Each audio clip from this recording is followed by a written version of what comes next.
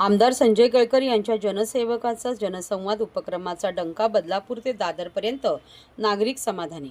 ठाण्याचे आमदार संजय केळकर हे दर सोमवारी आणि शुक्रवारी नागरिकांच्या समस्या निवारण करण्यासाठी भाजपच्या खोपट कार्यालयात उपस्थित असतात। आमदार केळकर यांनी आज शुक्रवारी खोपट येथील कार्यालयात शेकडो नागरिकांच्या समस्या ऐकून घेतल्या। यावेळी ठाणे जिल्हा हाऊसिंग सोसायटी फेडरेशनचे अध्यक्ष सीताराम राणे, माजी नगरसेवक नारायण पवार, सुनीत जोशी, भाजपा ठाणे शहर जिल्हा उपाध्यक्ष महेश कदम, दीपक जाधव, दत्ता घाडगे, ओमकार चव्हाण, राजेश जाधव उपस्थित होते। ठाणे महानगरपालिका अंतर्गत अतिक्रमणे, इमारतीमधील सोलर सिस्टीम, वर्तकनगर येथील डेव्हलपमेंट विषय, रखडलेले डेव्हलपमेंट, कोपरी येथील प्रसूतीगृह, स्टाफ, पाणी विषय, पोलीस स्टेशन तक्रारी, विकासकाने केलेली फसवणूक, शैक्षणिक विषय, सहकार क्षेत्रातील विषय, कामगार विषय, जागा फसवणूक असे विविध विषयांवरील आज 58 निवेदने प्राप्त झाली आहे। आमदार केळकर यांनी भेटायला आलेल्या नागरिकांच्या अडचणी, समस्या ऐकून घेतल्या व निवेदने स्वीकारली। यावेळी काही समस्यांचे निराकरण करण्यासाठी तिथेच संबंधित अधिकाऱ्यांशी दूरध्वनी करून बोलून घेतले। जनसेवकाचा जनसंवाद या उपक्रमामुळे आज अनेक ठाणेकरांच्या समस्या, अडचणी मार्गी लावण्याचा मी प्रामाणिक प्रयत्न करत आहे। एक प्रकारे समस्या निवारण केंद्र अशी ओळख या उपक्रमाची झाली आहे।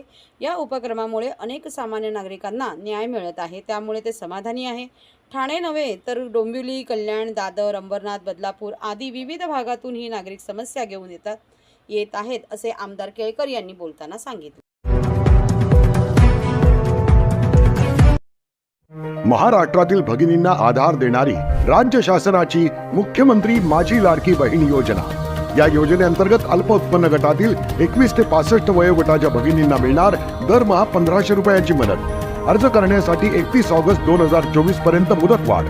कुटुंबाचं वार्षिक उत्पन्न 2.5 लाख रुपयांपेक्षा कमी असलेल्या महिला पात्र। कुटुंबाकडे पिवळं किंवा केसरी रेशन कार्ड असल्यास उत्पन्नाचा दाखला आवश्यक नाही।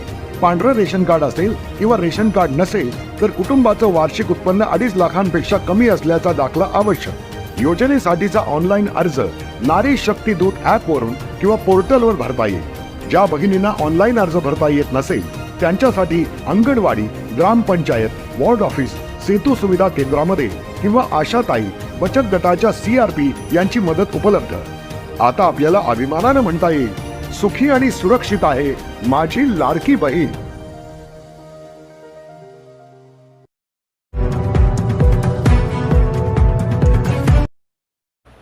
RTE 25% प्रवेश प्रक्रिया प्रतीक्षा यादी टप्पा क्रमांक 2 साठी प्रवेश मुदतीत वाढ। 21 एप्रिल 2025 पर्यंत प्रवेश प्रक्रिया पूर्ण करण्याचे आवाहन।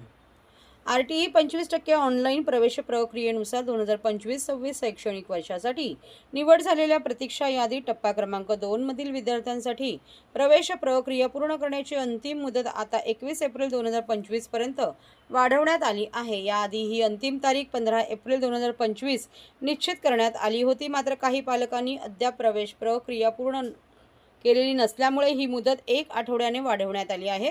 प्रतीक्षा यादीतील निवड झालेल्या विद्यार्थ्यांच्या पालकांनी अलॉटमेंट लेटर व आवश्यक कागदपत्रांसह नजीकच्या पडताळणी केंद्रावर जाऊन पडताळणी समितीकडून प्रवेश निश्चित करून घ्यावा। ही मुदतवाढ ही अंतिम आहे, या सर्व संबंधितांनी नोंद घ्यावी असे आवाहन जिल्हा परिषदेचे मुख्य कार्यकारी अधिकारी रोहन घुगे आणि शिक्षणाधिकारी प्राथमिक बाळासाहेब राक्षसे यांनी केली आहे।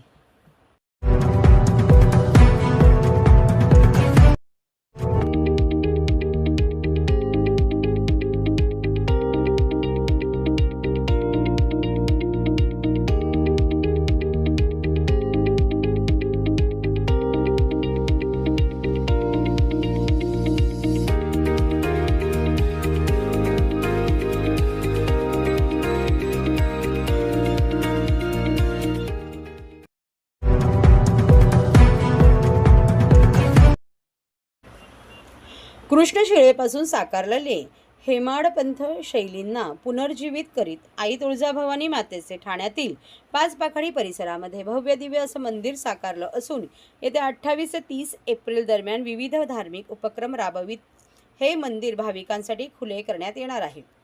महाराष्ट्र शास्त्र तेजाची स्फूर्ती देवता, प्रेरणाशक्ती व स्वराज्य संस्थापक राजश्री शिवछत्रपती यांची आराध्य देवता म्हणजे आदिशक्ती आई तुळजाभवानी देशातील 51 शक्तिपीठांपैकी आणि महाराष्ट्रातील 3.5 शक्तिपीठांपैकी श्री तुळजाभवानी देवीचे तुळजापूर क्षेत्र हे पूर्ण शक्तिपीठ आहे. या शक्तिपीठाचे एक रूप ठाण्यात साकारले आहे.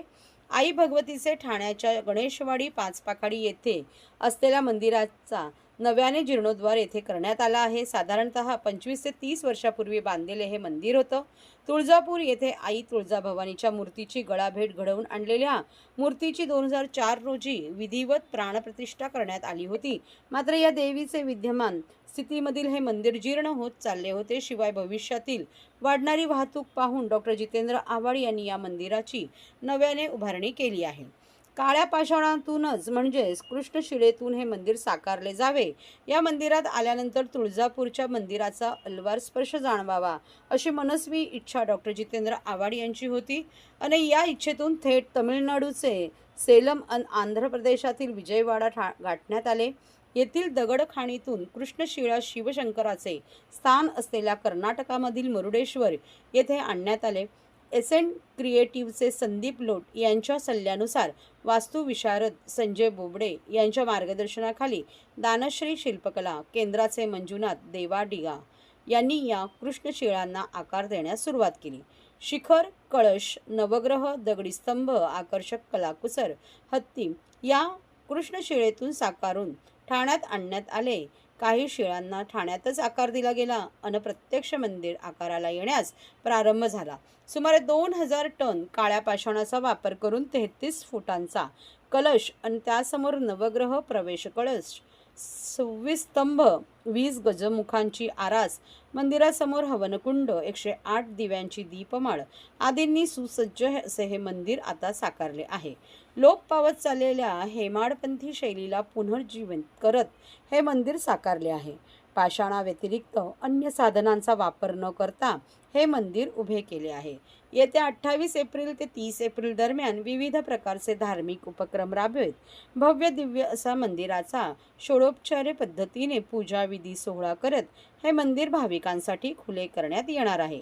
याकरिता राष्ट्रवादी काँग्रेस शरदचंद्र पवार गटाचे अध्यक्ष शरद पवार आणि सौभाग्यवती प्रतिभाताई पवार यांच्या उपस्थितीमध्ये या मंदिराची प्राणप्रतिष्ठा सोहळा संपन्न होणार आहे.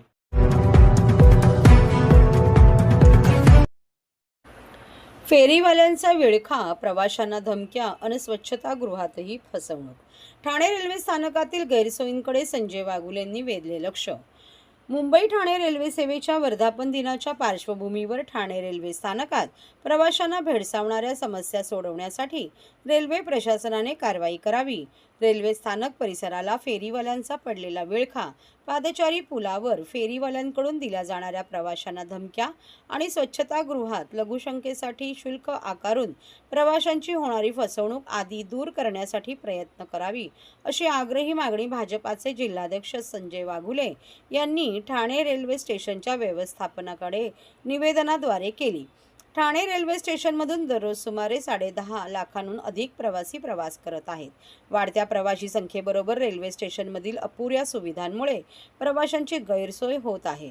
आज 16 एप्रिल रोजी मुंबई ठाणे रेल्वे सेवेचा 172वा वर्धापन दिन साजरा करत असताना ठाणेकर प्रवाशांना अनेक समस्या भेडसावत आहे. याकडे भाजपाचे जिल्हाध्यक्ष संजय वाघुले यांनी रेल्वे स्टेशन व्यवस्थापक किशोर तावडे यांचे लक्ष वेधले. यावेळी भाजपाचे नौपाडा मंडल अध्यक्ष विकास घांगरेकर, हिरोज कपोते, हनुमंता शिंगे, नौपाडा मंडल महिला मोर्चा अध्यक्षा वृषाली वाघुले यांचीही उपस्थिती होती.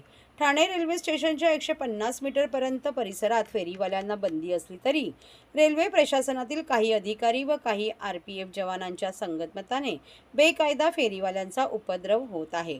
रेल्वे स्टेशनवरील पादचारी पुलांचाही ताबा फेरीवाल्यांनी घेतला असून गर्दीच्या वेळी अडथळ्याबाबत तक्रार करणाऱ्या प्रवाशांना धमकवण्याचे प्रकार घडत आहे. रेल्वे स्टेशनमधील प्लॅटफॉर्मवरील स्वच्छतागृहांच्या कंत्राटांचा कालावधी संपुष्टात आल्यानंतरही कंत्राटदाराने ताबा सोडलेला नाही. रेल्वेच्या नियमानुसार लघुशंकेसाठी मोफत सुविधा असतानाही प्रवाशांकडून पैसे उकळले जात आहेत. प्लॅटफॉर्म क्रमांक 1 बाहेरील वाहनतळाच्या ठेकेदाराकडून पार्किंग इमारतीतील रॅम्पवरही दुचाकी लावल्या जात असून सुरक्षेच्या नियमांकडे दुर्लक्ष केले जात आहे. दुर्दैवाने एखादी दुर्घटना घडल्यास रॅम्पवरील वाहनांचा अडथळा येण्याची भीती वाटते. या समस्यांचा विळखा सोडवण्याची गरज आहे, अशी मागणी जिल्हाध्यक्ष संजय वाघुले यांनी केली. आज ठाणे ते बोरीबंदर स्टेशन म्हणजे आजचं छत्रपती शिवाजी महाराज टर्मिनस अशी सेवा 172 वर्षापूर्वी दुपारी 2:30 वाजता चालू झाली होती आणि त्याला 172 वर्ष पूर्ण झालेली आहेत. आजही आता स्टेशन मॅनेजरला निवेदन दिलं आहे की प्लॅटफॉर्म नंबर 2वर आत्ताही नागरिकांकरता जे टॉयलेट आहे त्या ठिकाणी गेली 3 महिने झाले बेकायदेशीरपणे वसुली चालू आहे. नागरिकांकडनं कोणताही ठेका नसताना त्या ठिकाणी वसुली केली जाते आणि ह्या वसुलीच्या मागे स्टेशन मॅनेजर आहे का असा संशय आम्हाला त्या ठिकाणी येतो आहे. कारण यापूर्वी 2दा तक्रारी केल्या होत्या, परंतु या तक्रारीकडे दुर्लक्ष करण्याचं काम रेल्वे प्रशासन करत आहे. रोजचे 7.5 लाख प्रवासी या स्टेशनवरनं ये जा करत असतात आणि त्यामुळे माझी या ठिकाणी विनंती आहे की 172 वर्ष होत असताना रेल्वे स्टेशनच्या आतमध्ये जे काही बेकायदेशीर धंदे चालतात ते कोणाच्या आशीर्वादाने चालतात. संध्याकाळी 7ला बघितलं तर मधल्या ब्रिजवर फेरीवाले बसलेले असतात. वाहनतळ आहे, त्या वाहनतळाच्या रॅमवर अपघात होईल, अपघाताची वाट स्टेशन मॅनेजर बघतायत का असा संशय येतोय. वारंवार त्या ठिकाणी नागरिक तक्रारी करतात का त्या रॅमवर बेकायदेशीर गाड्या लागत आहेत. त्या तक्रारीकडे दुर्लक्ष केलं जातं आहे आणि त्यामुळे प्रवाशांची काळजी घेण्यासाठी या ठिकाणी स्टेशन मॅनेजरनी काम करावं एवढीच 172व्या वर्षानिमित्त स्टेशन मॅनेजरला पत्र दिलेलं आहे. ज्या काही तक्रारी केल्यात त्या स्टेशन मॅनेजरनी या तक्रारीचं निवारण करावं एवढ्याच शुभेच्छा.